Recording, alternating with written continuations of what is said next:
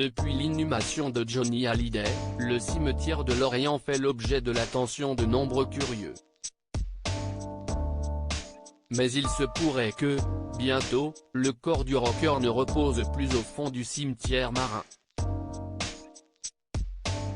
En effet, selon les informations de Closer, la famille de Johnny Hallyday a fait la demande de la construction d'un nouveau caveau. La collectivité de Saint-Barthélemy a indiqué que lancer la procédure administrative est en cours. Contactée par Closer, la collectivité de Saint-Barthélemy souhaite démentir l'information selon laquelle le président serait à l'initiative d'un projet de déplacement de la tombe de Johnny Hallyday et affirme que c'est à l'initiative de la famille du défunt. Pour rappel, Laetitia Hallyday est actuellement en vacances sur l'île avec ses filles et ses amis.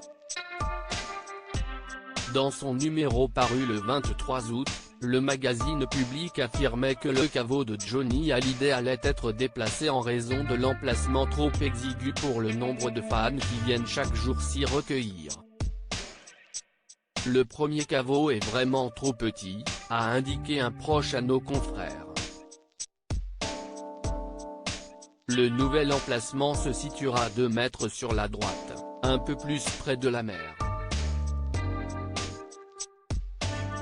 Selon eux, les travaux pour déplacer le rocker devraient commencer après le 24 août, et ce, après qu'une messe soit donnée en hommage à Johnny Hallyday à l'occasion de la Saint-Barthélemy.